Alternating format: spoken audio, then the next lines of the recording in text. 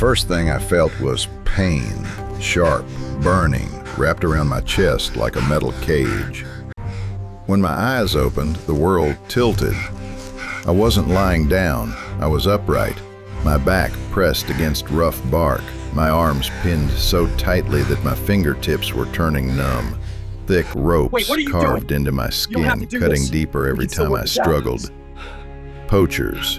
They had finally caught me and decided I wasn't worth a bullet. I told you to shut your mouth. One more The time forest and you're was finished. unnaturally quiet. No wind, no birds. Just the faint tremor of something heavy moving through the undergrowth. Then it stepped out. A colossal brown bear, muscles rippling beneath thick fur, its breath steaming in the cold morning air. It stood only a few steps away, staring at me with amber eyes that held no mercy, no hesitation, just intent.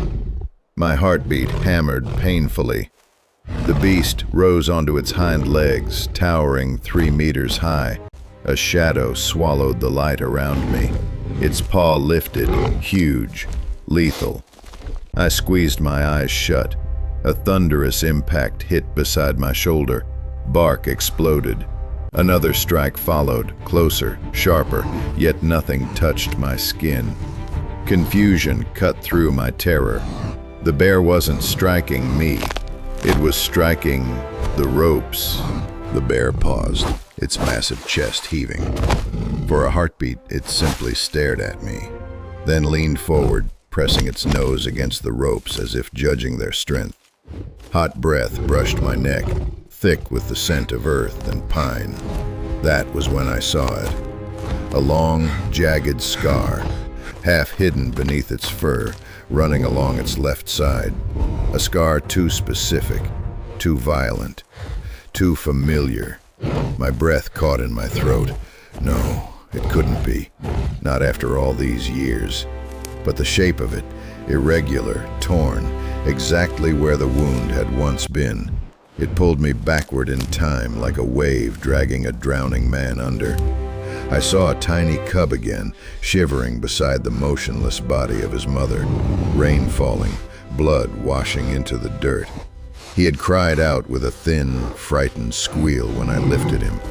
The gash on his side had been deep enough to kill him, and yet he fought to stay alive. I remembered everything, cleaning the wound while his small body trembled against my hands, feeding him warm milk in a bottle as he blinked up at me with glossy, trusting eyes, watching him take his first strong steps after 2 weeks of healing, and finally, standing at the forest's edge as he walked away, glancing back once before disappearing into the trees. That little cub, that fragile life I'd tried so desperately to save, was standing in front of me now, a towering beast of muscle and strength. Yet in his amber eyes, I saw the same quiet softness, the same awareness. Baby, the word slipped out of me, weak and cracked. Is it really you? The bear twitched an ear, a subtle, unmistakable sign. Then, slowly, gently, he pressed his forehead against my cheek. A soft, rumbling sound rose from his chest. Not a growl, a memory. Before I could speak again, the forest shattered with a distant howl, sharp, cold, hungry. The bear froze. Another howl echoed, closer. Followed by a third, the past vanished. He stepped forward, placing his huge body between me and the trees. The danger was coming, and he remembered exactly who I was. The forest held its breath. The howl that broke the silence wasn't just a sound. It was a blade, sliding between the trees, scraping along my spine. The bear reacted instantly, his head lifted, his body locked into place, muscles rippling under his fur like coiled ropes. The calm, deliberate creature who had been freeing me seconds earlier vanished. In his place stood a guardian, carved from instinct and old wild fury.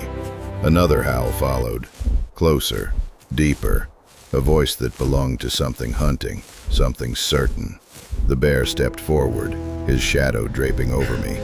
Even tied, even bleeding, he placed himself squarely between me and whatever was coming. His back rose and fell with heavy breaths. His ears rotated, tracking movement I couldn't see yet, but the forest eventually showed its teeth. First came the rustle, bushes shuddering, grass bending. The hair on my arms prickled as if the earth itself whispered, "They're here."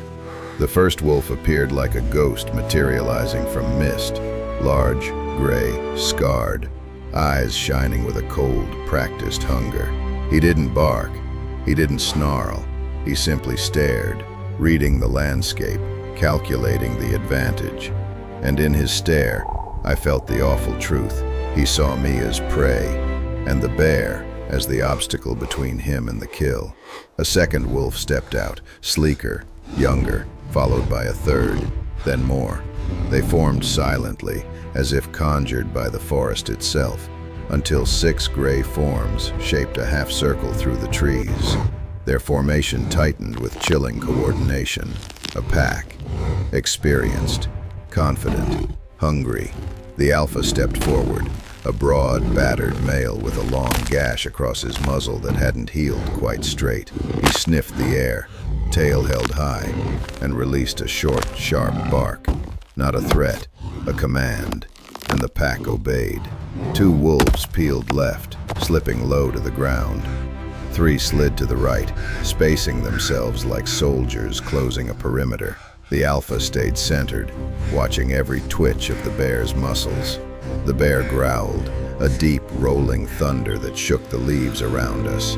The sound vibrated through my bones, raw and primal. But the wolves didn't flinch. They had numbers, they had strategy, they had the confidence of hunters who knew the rules of survival better than most creatures alive. The nearest wolf made a feint, stepping forward, then pivoting away. A test. He wanted to see how the bear moved, how fast he reacted, where the weakness was.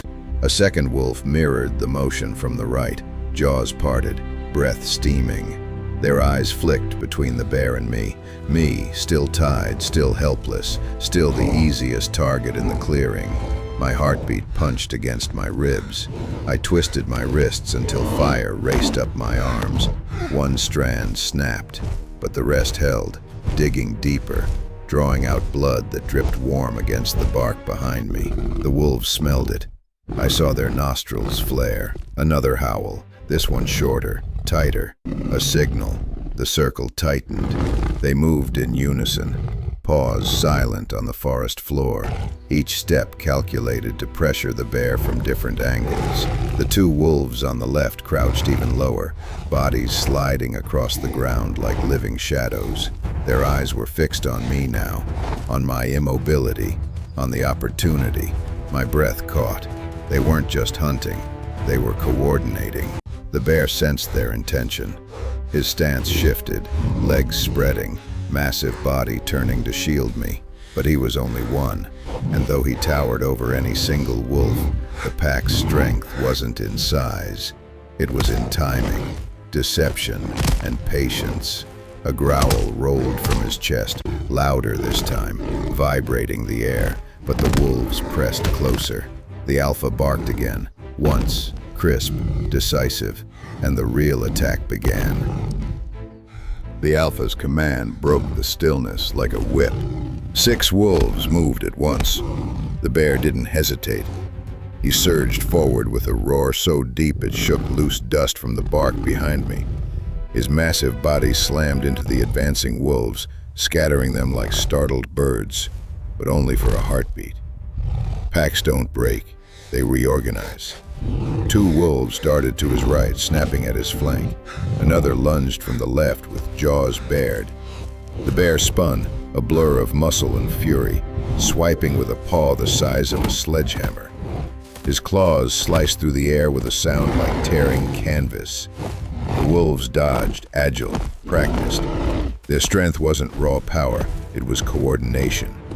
A feint from the youngest wolf on the right drew the bear's attention. The second wolf used that opening, leaping for the bear's hind leg. The bear twisted just in time, teeth flashing as he snapped at empty space. The wolf landed, snarled, and retreated before the counter-strike could hit. The alpha prowled at the back, silent, patient. He wasn't wasting his energy. He was studying, waiting for the perfect moment to end the battle with one decisive move. Two wolves crept toward me, crouched low, tails stiff, eyes burning with hunger. They'd realized the truth. I wasn't protected by strength or speed or claws, only by the bear, and that protection had limits. They advanced in perfect synchronization, steps so soft they barely pressed the leaves beneath them. I pulled against the ropes with all the strength I had left. More fibers snapped, but not enough. My arms shook violently. I couldn't free myself in time. The bear saw them. His roar erupted from deep within his chest, a raw, violent explosion that seemed to rip the very air apart. He lunged with terrifying purpose, crossing the clearing in two thunderous strides. The wolves skittered back, their predatory confidence wavering under the force of his charge. But that was the moment the alpha had been waiting for. A blur of gray shot from behind. The alpha wolf launched himself like a spear, jaws wide. His fangs sank deep into the bear's thigh. The sound that tore from the bear's throat wasn't a roar, it was pain, primal and savage. He reared up, shaking violently, trying to dislodge the wolf latched onto his flesh.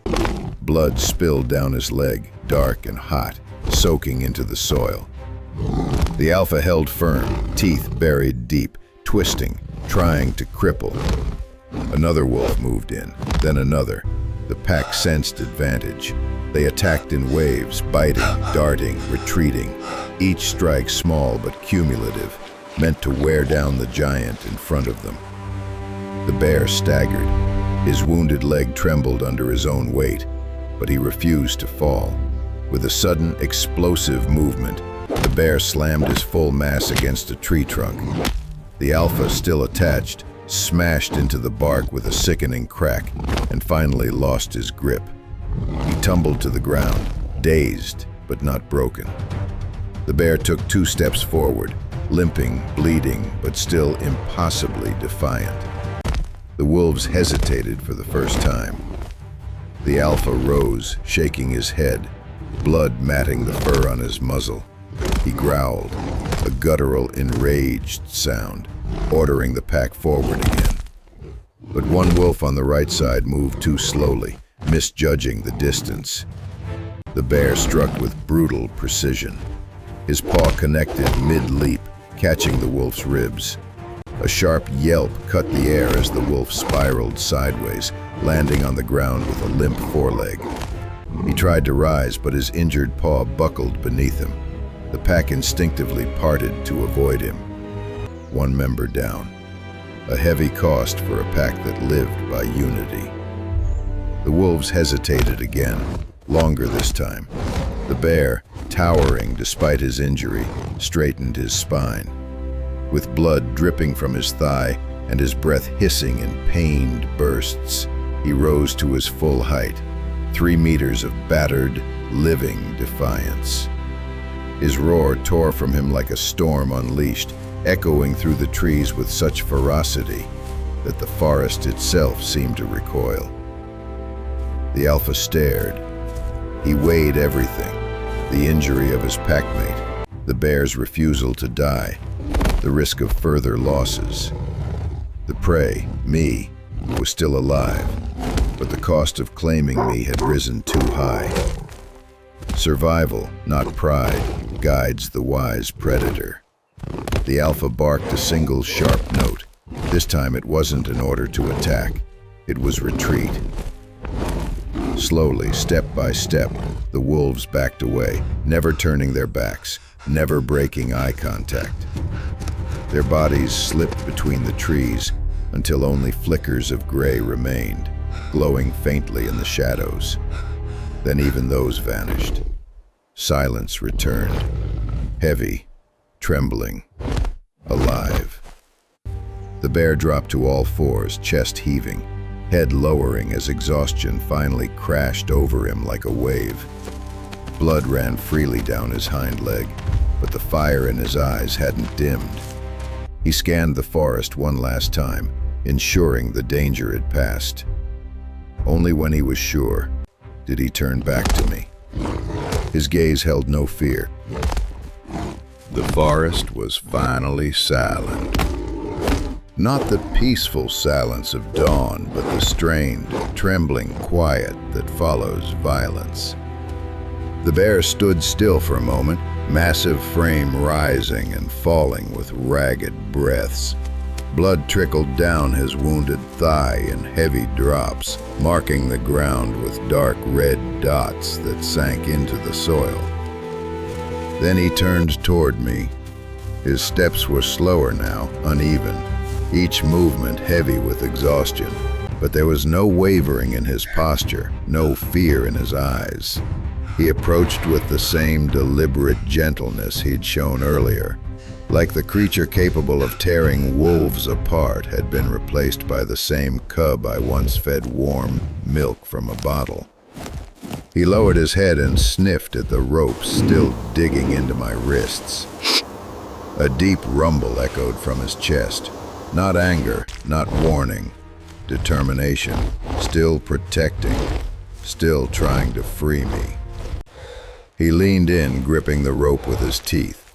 I felt the strain through the fibers as he pulled, muscles tightening beneath scarred fur. His jaws flexed again and again, each effort costing him more strength than he had left. A loose strand snapped, then another. I twisted my wrists, pulling back, using every bit of leverage the bear had created. The rope finally gave way with a dull, wet pop. Pain exploded through my arms as blood rushed back into my hands, needles of fire stabbing through every nerve. I collapsed forward. My knees hit the ground hard, and for a moment I couldn't breathe. The bear stepped back instinctively, giving me space.